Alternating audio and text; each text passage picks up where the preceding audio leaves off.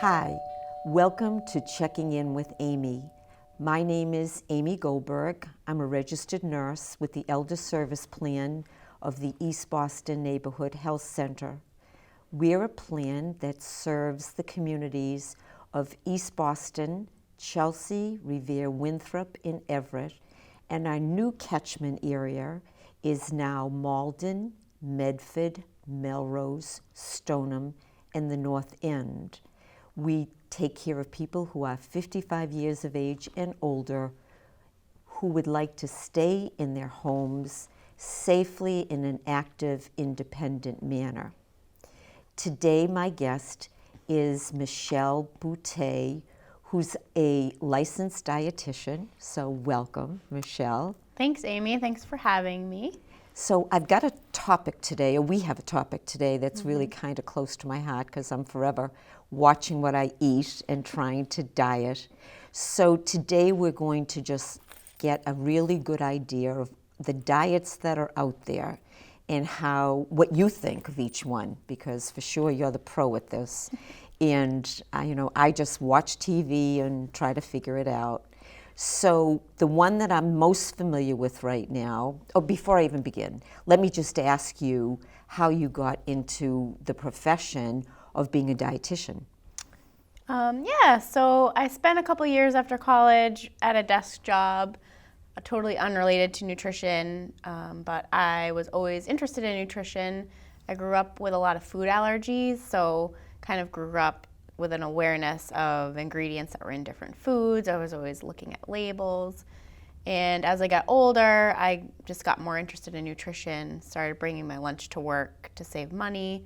And other people were kind of curious about what I was bringing. And I started cooking more. And I guess it just kind of stemmed from that. And so I moved to Boston and started grad school at Simmons College and got my degree in nutrition and became an RD. And I've worked in the community for the past couple of years doing everything from sports nutrition to weight loss groups to working on menus for people who have certain diseases. And now I'm in East Boston. And we're glad you're here. Yeah. So this is right up my alley with the dieting. So let's start with a diet that I'm very familiar with because I've tried it over the years, and it's the low carb diet. So what can you tell us, a little overview about it, and maybe some pros and cons of that particular diet? Okay. Yeah, the low carb diet is really popular. It has been for a while. It basically has people limiting their carbohydrate intake, so things like bread, cookies, crackers, even a little bit of fruit, and then they're focusing more on things like lean protein sources, so meat, eggs, a lot of vegetables, some fruit. And it's popular because you start eating more whole foods, so that's good. And people do lose weight on it. But if we take a look at the slide with the pros and cons, that'll go through a little bit more of what that's about. So like I said, some of the pros are you're eating less processed foods, so that's really good. It does promote weight loss because basically carbohydrates are sugar in the body, and sugar turns to fat when you don't use it. So if you're eating less of it, naturally you're going to be storing less. So people do lose weight. And then because you're eating less sugar overall, it helps regulate your blood sugar too. So that's a good thing, especially if you're at risk for diabetes. And people do say that it improves their energy. And that could just be because they're eating more whole foods. So everything kind of goes back to eating more whole foods, less processed things. Some of the cons, however, are that it can be restrictive because you are cutting out a lot of foods that the American diet is based upon, like bread, pasta, rice. You're cutting back on a lot of that stuff. So that can be kind of hard.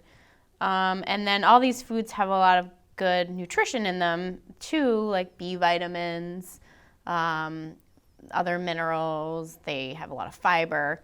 So when you're cutting back on them, you're going to miss some of those key nutrients. Some people say that it's not very sustainable because they start to crave things that they're cutting out, like bread and pasta and all those comfort foods. So that can be hard. And then some side effects because you're eating less fiber. That could cause some GI distress. And then you can get bored on it too because you are cutting out, bread and cookies and all that fun stuff. So it's all about finding a balance with that one, I think. And there are some low-carb foods Yes. out there.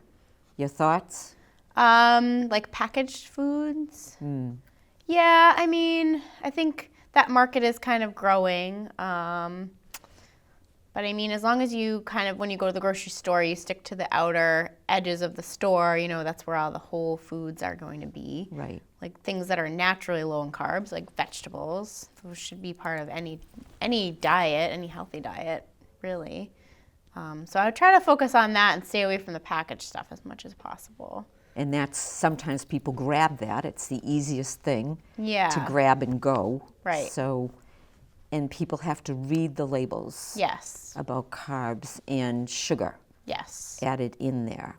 Yes. The next one that people are very familiar with, I think, is the Atkins diet. And so when you and I were talking about this, so I said, well, that's really kind of another low-carb diet Yes. that promotes a little different food groups there. Maybe you could explain what that one's all about. Yeah, so Atkins it's also been around for a while. It's a little controversial because it has people focusing a lot on meat. So it's a pretty meat-heavy diet, still low carb in nature. But things like bacon and sausage and red meat are kind of promoted heavily on that diet. And we know that, eating a lot of those foods all the time aren't super healthy for your heart. So that's why it's a little controversial. It does limit fruits too. It does limit bread. You can have vegetables. It's very similar to a low carb diet, just more focused on meat. And I've heard now in the news that they were talking about meat and bacon and all of this, too much of this causing cancer. That was like just in the news. Yes. So now that diet's promoting it. So it really makes you wonder if this would be all that good for you. Yeah. The thing with, a lot of red meat and bacon and that kind of thing, processed meats, they do have a lot of sodium, they do have a lot of saturated fat, and if you have a heart condition, or even if you don't, later in life, it can lead to diseases like heart disease, high blood pressure, high cholesterol. So anything, I don't think that's really anything new. Right. It's just that the science and the research is kind of, finding out more and more as we, research more. So I think it's important to read labels and pay attention to how you feel and what you're eating, regardless of what the news says. So you talked a little bit to me about the pros and cons of the Atkins diet.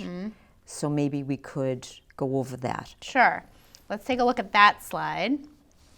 So some of the pros for the Atkins diet are that you might be a little less hungry because you're eating so much protein and you're eating a decent amount of fat, and those are harder to digest than carbohydrates, so they keep you full longer. So that's a good thing. It also improves your blood sugar because you're eating less sugar overall. So similar to just the overall low-carb diet. It can cause weight loss quickly, especially if you're used to eating a lot of carbohydrate and then you cut them all out. And that's not necessarily a good thing.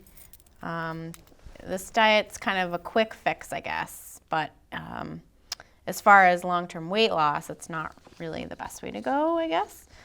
So some of the cons are, like we discussed, high-fat foods are encouraged, and that's not necessarily the healthiest. especially if you're watching your intake of saturated fats and you're worried about heart disease. And it can also increase your bad LDL cholesterol because you're eating so much of saturated fat. And similar to the low-carb diet, it can cause nutrient imbalances because you're cutting out most of a food group, the carbohydrates. And then having a ton of protein, because this is a protein-heavy diet, isn't great for your kidneys. It can overload them, so there are some health risks associated with it. And then it's not that sustainable because, again, you are cutting out, a lot of bread and pasta and rice, and it makes it a little more difficult to find foods to eat. So a lot of people are looking for quick fix, and I think that the quick fix appears to be not healthy for the long haul. Right. So then now it's a matter of what should we do for the long haul. So another diet that is really just a change in your lifestyle would be Weight Watchers. Yeah. So now Oprah has bought into that company, so it's really going to get a lot of press. Right. And I've been familiar with Weight Watchers in the past, and I liked it. And your thought on the Weight Watchers diet? Weight Watchers is pretty popular. They've kind of grown their brand pretty extensively over the past couple of years. And, it's basically a weight loss program based on points, and every food is kind of attached to a certain number of points. So like an apple might be 3 points, a piece of cake might be 10, and everyone has their allotted number of points that they can get for the day, and then it promotes weight loss. And the things that I like about it are that it does get people to read food labels. They are more aware of food and how it kind of affects their body. So those are all good things. There's a lot of group support because there's other people doing it all over the country, so you can kind of communicate to each other, so that's good. So it does seem to work for many people, and a lot of people do it for long periods of time with success. So I think it's a little more sustainable than the other Atkins and the low-carb diet. So that is kind of a good way to do it. And now what I know that you've done, we have a new wellness center, and that's where you work right now. And at our wellness center, I know, and I attended one of your Waist Watcher meetings. So that was a group that met. Tell me a little bit about that and maybe how you did it and what you found out. Yeah, so the weight loss group just ended actually last week, and it was for 12. We had 12 participants, and over the course of 8 weeks, we kind of selected them based on their body mass index, so their risk for different their risk for different diseases later in life based on their weight is what their body mass index is. Their age, other health risks. A lot of them have diabetes and cardiac things going on, and also their motivation to actually lose weight. So we looked at all these things, selected people, and had them come every week to the Wellness Center for an hour. And every week we had a different topic. So things like what's a carbohydrate, fueling your body after exercising, how much water should you drink, snacks. So every week we had a different topic, and we would do a group activity and discuss. And then at the end of the class, I would weigh them, and we tracked their weight, their body fat, their visceral fat, which is the fat that's in your internal organs. It's kind of it increases as you get older, and it's something that is also linked to diseases later in life. So we wanted to track that.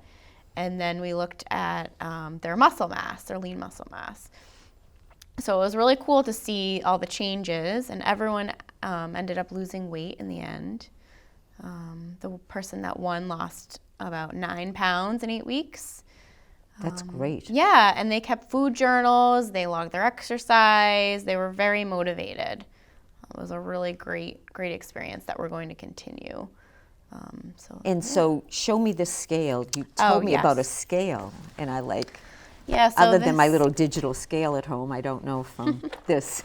So yeah, this is the scale that we used, and it's based on height, whether you're a male or a female, and your age. And it sends an electric current through your body, and it's based on hydration. So the idea is that muscle is more dense than fat, and it has more water. So the current will go through your body and kind of help displace where the fat is and where the muscle is. So it's a little complicated, but it does calculate those things. And so you put in your height, your weight, your age, you step on it, and you hold on to this with both hands. And then it takes about 10 seconds to read, and then it calculates all those things. So, and these, they range in price. You can find them at different places, and a lot of people ask me about purchasing them.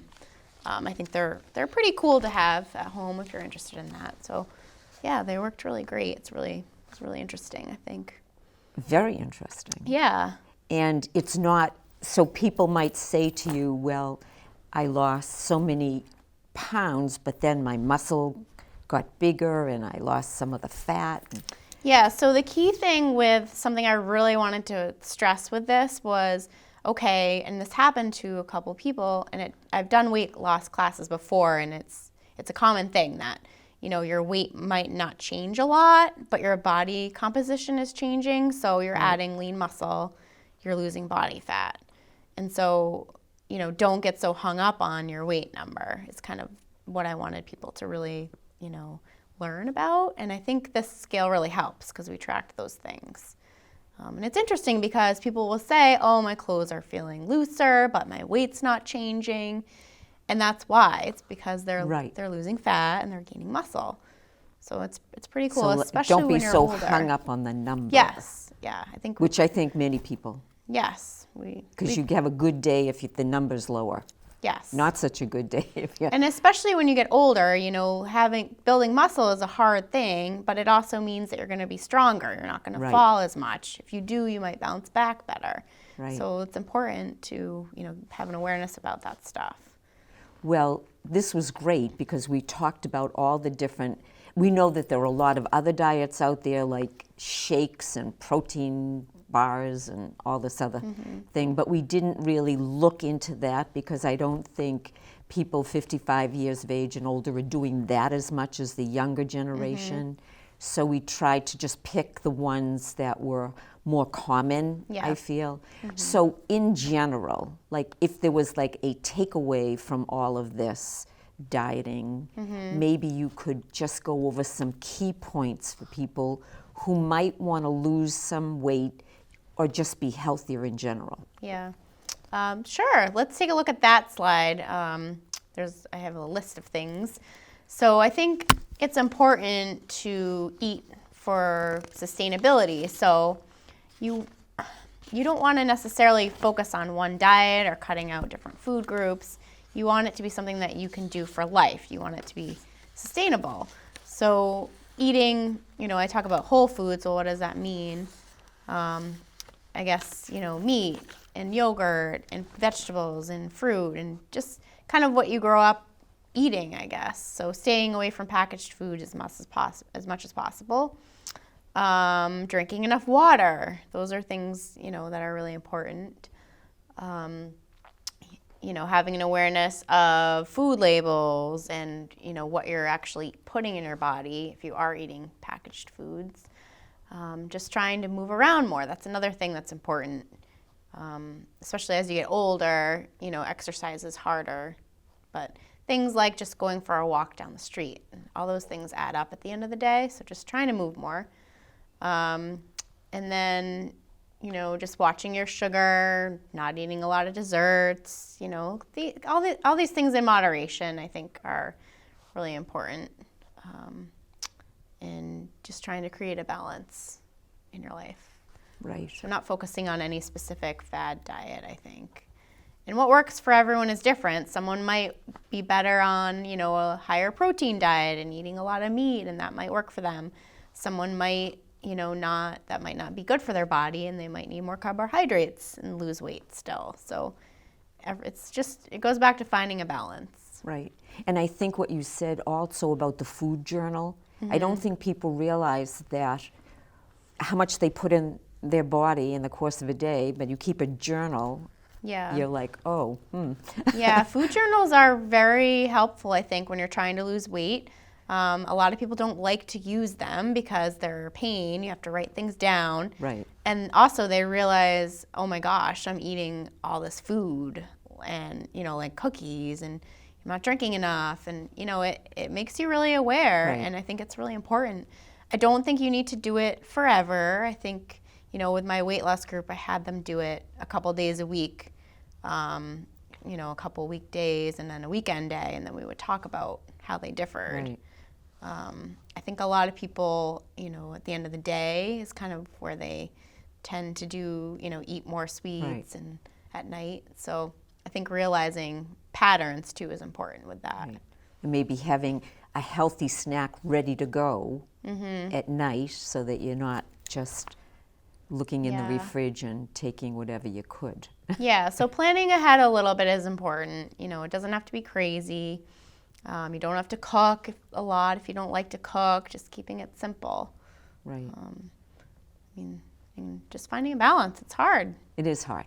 Yeah. But this, I think, was a great way to help people. The holidays are coming. Yes. So this would be the time to really think about the kind of food that you should be eating and how to stay healthy. So thank you for being my guest. Yeah, you're today. welcome. Thanks for having me. It was My great. pleasure. So if you're interested in any of the topics that we've had on Checking In with Amy, please feel free to call us at area code 617-568-6377, and we would be glad to send you out any information that we have in this bag, Checking In with Amy. And I just want to stress again that we do have a new catchment area. So we've doubled our area. We now are serving East Boston, Chelsea, Revere, Winthrop, and Everett.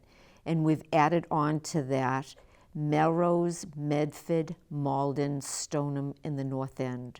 So until I see you again, please stay well. Bye now.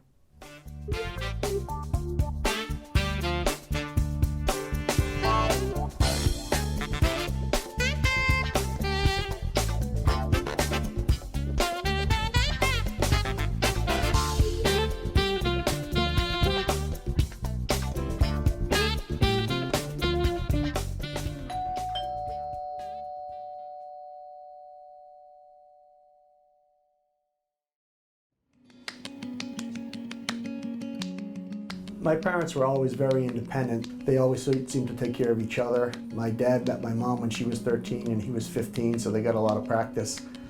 It was really difficult when they were faced with health challenges and started to need some help. It was also really hard on me and my brothers. It seemed like every day we were getting calls. They needed to go to this appointment or that appointment, and it became pretty apparent that they really couldn't live on their own without some help, and more importantly, stay healthy. We're lucky to find the Elder Service Plan. Almost immediately after enrolling, we saw some real change for the positive. All their medical appointments were in the same location, including the prescriptions. If they did need to go to see a specialist, then transportation would take them, and that was a big relief for us. My mom attended the PACE Day Center each day where she could really socialize, and she loved that. When they needed services in the home, that was a big help too. And my dad, he'd still call me every day, but not because he had to, because he wanted to. He'd say, Stevie, you won't believe it, they fixed my teeth. They got me some new shoes today. Just brought some amazing stability to the family. I'll see you a little later today, okay? Okay. My name's Lucas Akerley. I'm the activities coordinator for the Elder Service Plan in Winthrop. Today we're doing active parachute games. We have a ball toss with some music. It's fun. Keeping active at ESP is part of our plan to keep you happy, healthy, and independent.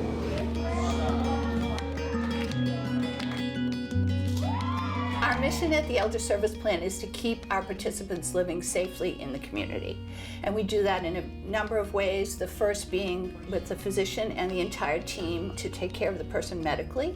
We also try to think creatively and provide other things that they may need, be it shopping service, laundry service. We may provide respite for the caregiver, or even aid visits in our supported housing. We try to be as flexible as possible here in the Elder Service Plan to reach the goal of keeping our participants living safely in the community. My name is Patty Ferranti, and I'm with the Elder Service Care Program, and I absolutely love it. Just talking about it right now makes me want to cry. Before I was in the ESP, I was always calling my family and having them, pick me up to take me to doctor's appointments and stuff like that. And now now that I'm in ESP, I have the door-to-door service, coordinated care. My doctor always knows I'm coming. They always arrange my appointments. Everything is just so perfect. The program is fantastic. It really is. Any pain when you do that? As a physical therapist in the Elder Service Plan, a big part of my job is to help people keep up with their strength and balance. A lot of times I see people after they get injured or some type of surgery, but another part of my job is to make sure people stay active with a regular exercise program so they don't lose the strength and balance they gain back. What we do is we talk to the person to find out what they want. Do they want to increase their endurance, their strength? Do they want to be able to do things easier throughout the course of their day? We will work with them and develop a plan, and we move forward with it. We try really hard to keep up with the mission of the program, which is to keep people in the community of their choosing for as long as possible and as safe as possible. Even sometimes just a cane or a walker can make all the difference in making sure people stay safe. Very central to our plan and what we do here is the patient, the person. And the way we deliver that care is by having a care plan which centers around the person's goals, their choices. As the medical director for the Elder Service Plan for the last 25 years, I've had the pleasure of watching our program grow enormously. While we started out largely in East Boston, we now serve participants in Chelsea, Revere, Everett, East Boston, and Winthrop. I think one of the real great reasons for our success is our ability to comprehensively coordinate our participants' needs. It's not just seeing the doctor or the nurse. Pharmacists, activities directors, nurses, nurse practitioners, van drivers, dietitians, all of us work together under one roof to keep our members healthy, active, and independent.